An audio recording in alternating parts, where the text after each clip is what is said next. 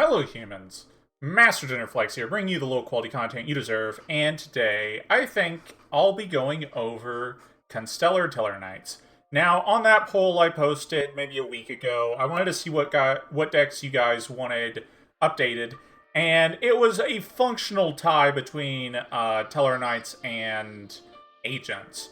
But when looking back, I have updated Tellarknights far more recently, and that update I gave is still very functional. That's a big important factor. It's also kind of the same with Lair of Darkness.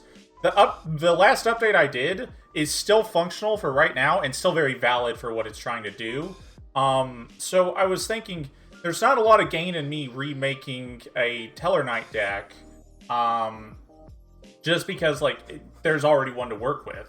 But we did get some cards that definitely need to be shown off with this deck. So what I decided to do, because it's a functional tie, I'm going to do a quick combo for Constellar Tellarknights, and then I'm going to do an actual update for Agents, because not only has it been a while, but it's also the one that's been given the most amount of tools that I've given the least amount of attention.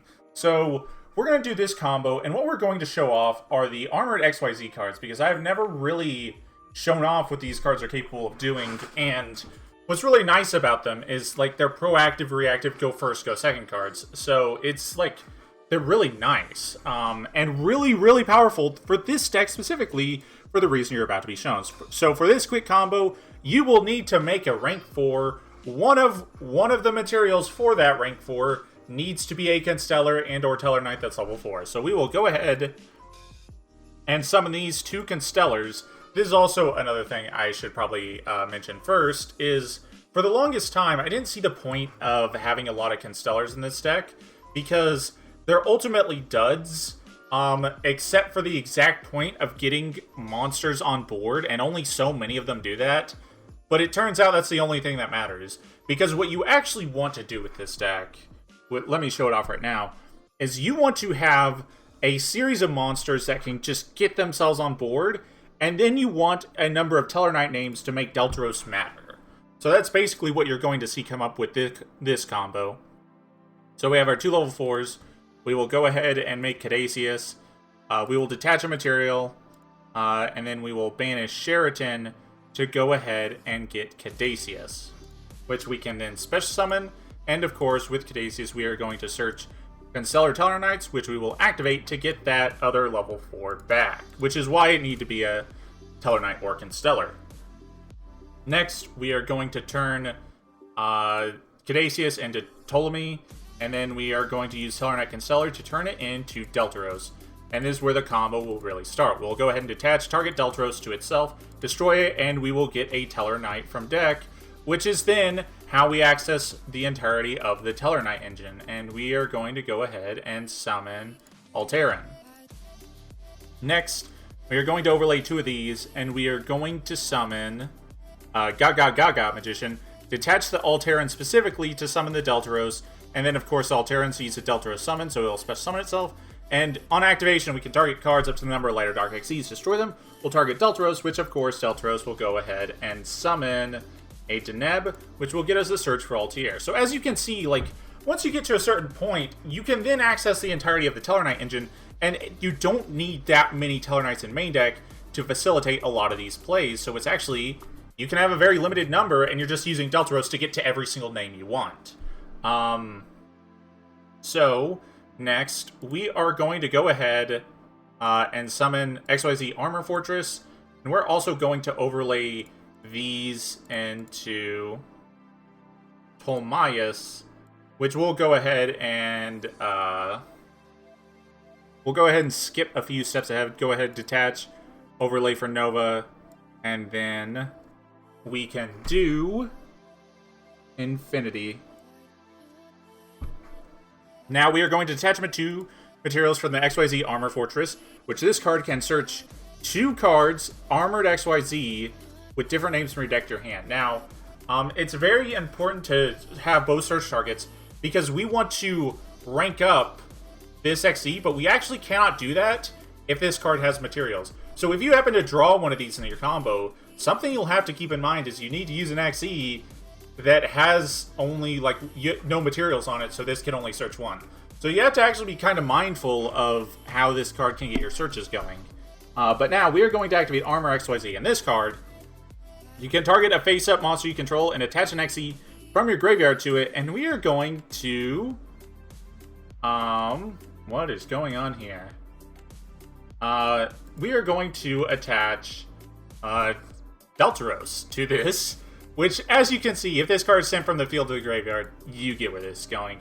Now, we are going to overlay it into a full armor Tellarknight Lancer, I believe is its name. And then Deltaros will trigger to get, of course, Vega. And Vega on summon will summon Altair, which, of course, Altair will summon back a Tellarknight.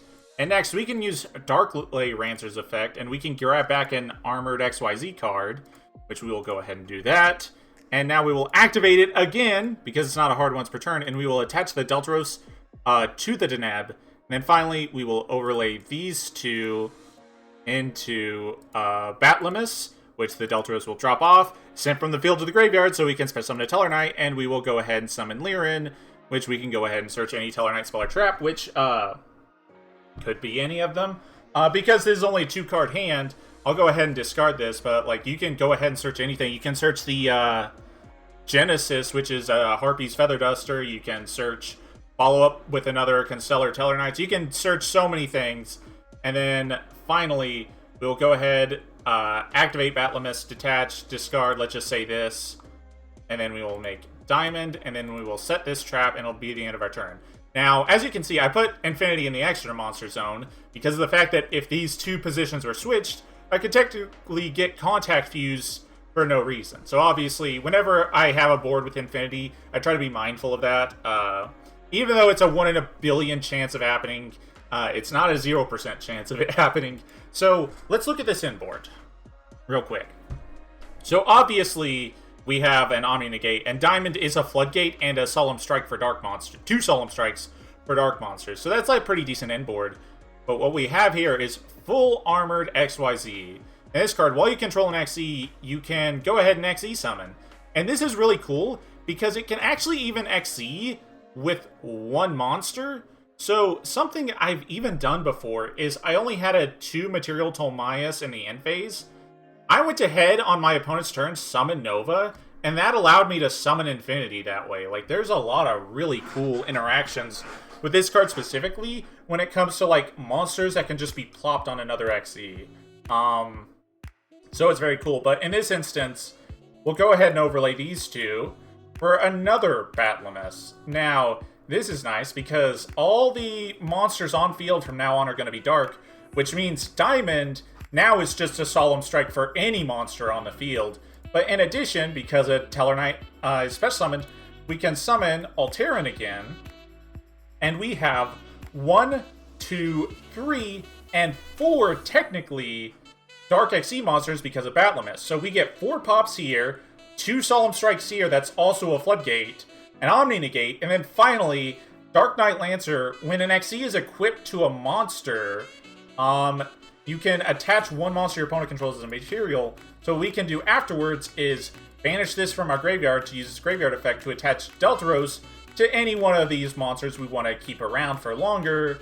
And then we get to Slurp. So we get a Slurp, up to 4 pops, 2 Solemn Strikes, and a Floodgate effect, and an Omni Negate from just an XE summon.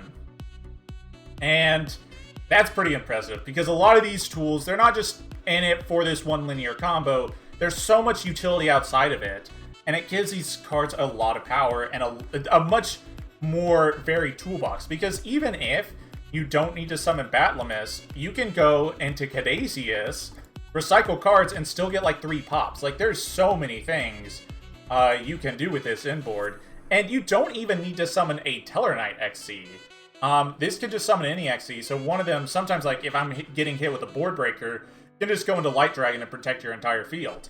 There's a lot of instances of interactions like that. But yep, that's going to be it for me. Thank you all for watching. Hopefully you enjoyed this video, and hopefully this demonstration I gave you an idea of the direction I would update this deck if you need to. But like I said, I wanted to put a lot more energy into agents, because technically this deck won the poll, but it was like a technical win rather than a functional win. Like, obviously, both of these decks people wanted updates. It's just that agents also actually need that update. So hopefully this gave you some inspiration of where to take this deck, because it is like really cool. That's going to be it for me. Thank you all for watching, and remember, Master Dinnerflex will take your soul.